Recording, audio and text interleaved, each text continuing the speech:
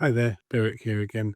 We're continuing the series on pronunciation, and this particular video, we're looking at the differences between the English and American English pronunciation. And this is a sort of a weird topic. Um, I must confess, I try to be unbiased, but I'm a Brit, so I have a natural built-in bias. But we need to look at the sort of the reasons why, not just this is that. And it basically all boils down to history, as so often. So around about the start of the 1800s, America won its independence from England. And at that time, in not just America and other countries as well, people were going around and codifying and solidifying the dictionaries. Now, in America, there's a guy called Noah Webster. Now, he's a strange character. I personally am not a big fan of his. He's a bit of a white supremacist and took it upon himself, like nobody asked him to decide what the language would be. And then he went into teaching because he was a failed lawyer. I mean, can't make money as a lawyer. It's kind of sad. And I suspect it's like that guy at work who wants to take the minutes of the meeting. Um, Nobody else wants to. So, hey, if you want to do it, you do it. We're fine with that. Like, he wasn't commissioned to do this. He just decided, I think I'm going to do this.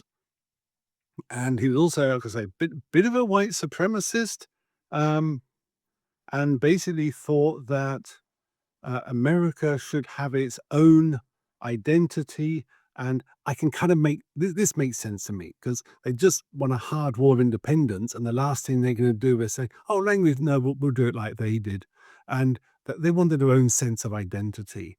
But it's nothing to do with sort of linguistic sort of tidiness or anything. It's just we're not them, so we're doing it differently. And that's not me claiming this. Letters from the time also have him stating this. And it's not even done consistently. So things with OUR, like color, neighbor, flavor, favor, but then your is spelled YOUR, flower spelled with OUR. And this one guy has caused more confusion and problems than anybody else purely because of his sense of national pride. Now, at the time as well, a lot of people think, oh, the Americans changed English, but it's not strictly true. So what happened is they went over in the Pilgrim Fathers went over in what was it, 1600 and something, and they took with them the language as they spoke it. Now, add on to that the fact that in England the language was developing and the States the language was developing, but through different things. So in England, you had, say, French influence, and in the States, you had a large immigrations of, say, Germans, Dutch, East Europeans, and they all changed the language a little bit as well. And in comes Noah Webster and sort of like codifies it.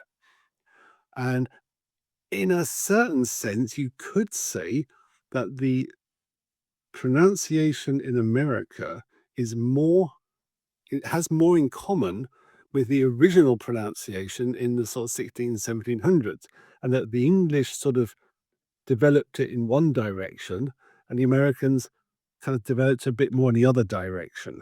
So that's why we have this sort of apparent problem between UK and US English. So I hope that wasn't too much of a thing.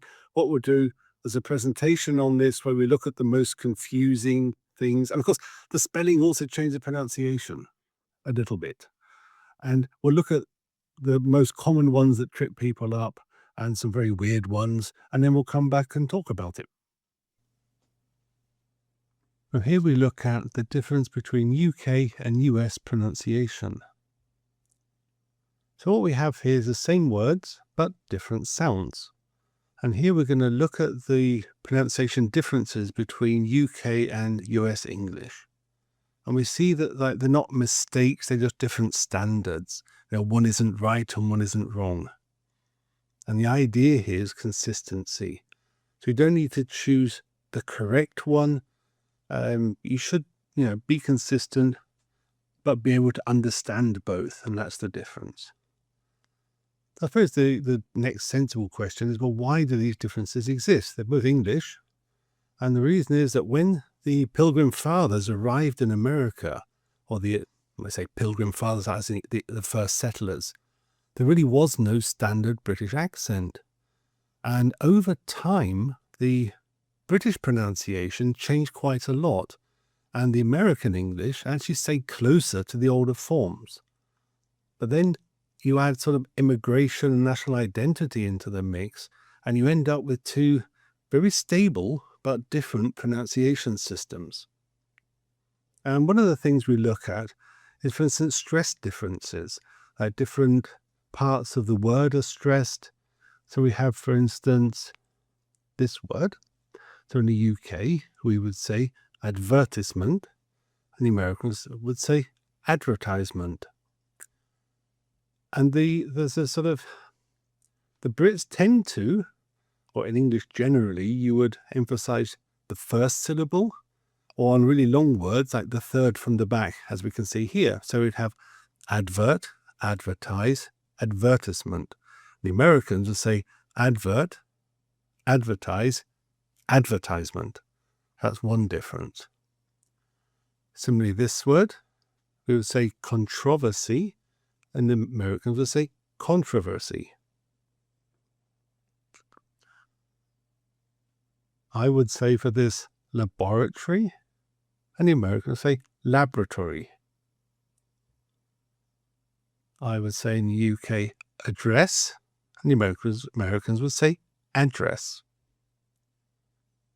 And adult in the UK, strangely not on the first syllable, whereas the US do it on the first syllable and say adult. And the last one here for me would be details, and the Americans details. So these aren't the only differences, these are just common words that you will come across. Then we have vowel differences. And most people know tomato, tomato, or in UK, tomato, US, tomato. But there are other ones. For instance, here, I would say vitamin, and the Americans would say vitamin. And the American pronunciation is more in line with the rules about having one or two consonants and so on. So they aren't wrong all the time on these. Similarly, either and either. Although this I have heard people in the UK using both, I think in the States as well. And the generally accepted thing seems to be choose whichever one you want. Now, here's another common one. Now, I would say as a Brit, leisure. The Americans would say leisure. I think you might have heard that. And data in the States and data in the US. And the last one here is in the UK, we would say status, and the Americans would say status. And they're similar, but they're different enough to be different. Then we have a very weird situation called rhotic versus non-rhotic. Sounds awfully complicated, but it isn't. And it's the way we handle the letter R. So what happens is that the Brits tend to drop the emphasis or the pronunciation of the letter R unless it's followed by a vowel. So we'll look at some examples, you'll see what I mean. But the US, they pronounce all the R's. And so we say that the UK, or the Brits, we are non-rhotic, and the Americans are rhotic. And historically, everybody pronounced the R. It was the Americans that kept it, and the Brits sort of dropped it later over the years.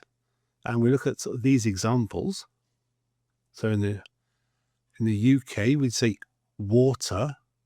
The Americans say water. Or in the UK, we'd say hard. In the US, hard. And so we hear car and car. And we said at the beginning that the Brits sort of swallow the R unless followed by a vowel, the vowel could be at the beginning of the next word. So we say car, but we say car alarm. And you almost sort of push off the R to get to the vowel. So car alarm is the way the Brits would say it. There are some places in America that are non-rhotic. They sort of had, car, and so on. But I think most of the places are rhotic still. And then we have teacher and teacher. Then we have French-influenced words. Now, there was a time historically where the King of England spoke no English. He only spoke French. And so we have a lot of French-influenced words still from that time. And the difference here is that in the UK, we tend to sort of keep it a bit more French, and the Americans tend to anglicize the words more completely. So we have words like in the UK, garage versus garage. Now, people in the UK still say garage as well. So, don't be surprised if you hear both. So ballet in the UK versus ballet in the States. And in the UK, we say cafe. And in the States, is either cafe or even cafe, depending on where you live. And the last one we're looking at for French influence words, we would say in UK, debut, and the Americans say debut. Again, I'm generalizing horribly with the States and the UK. There are different areas, we pronounce it differently, but that's a topic for a different video. The next ones are the airy, ori words. And in the UK, we tend to pronounce more of the vowels. And in the US, they tend to sort of flatten them, swallow them, reduce them. So in the UK, we would pronounce this more like necessary, and in the US, necessary. Similarly, library and library.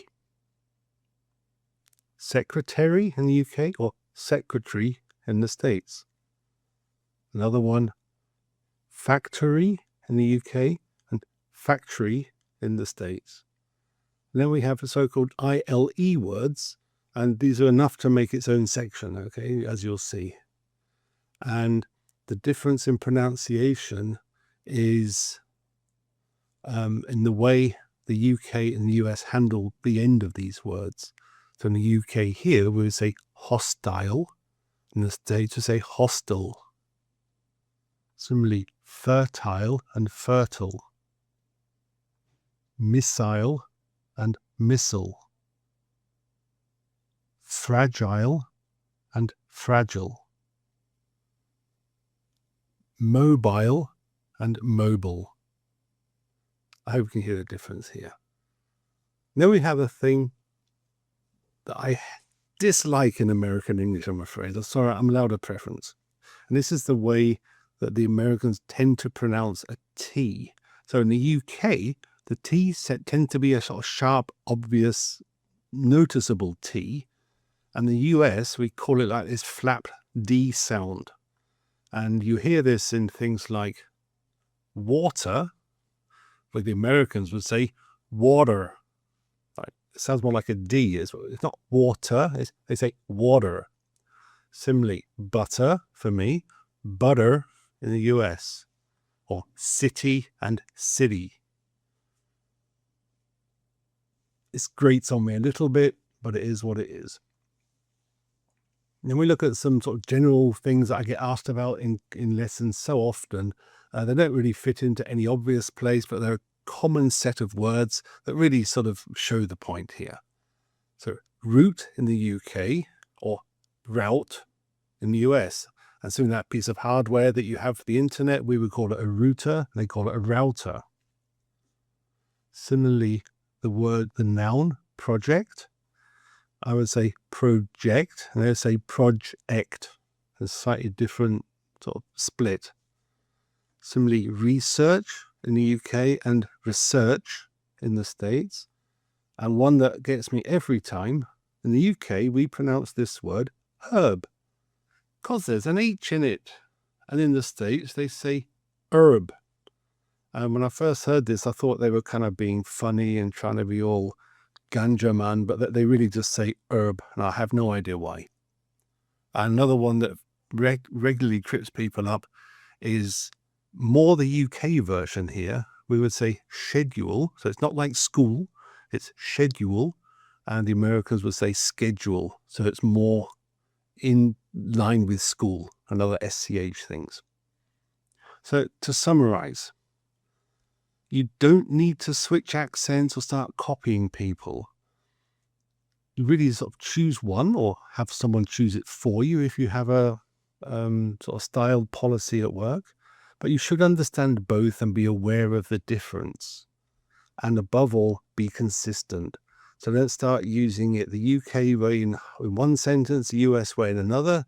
That will really just confuse people. So choose one and stick to it, and then learn to recognize the other ones when you hear it.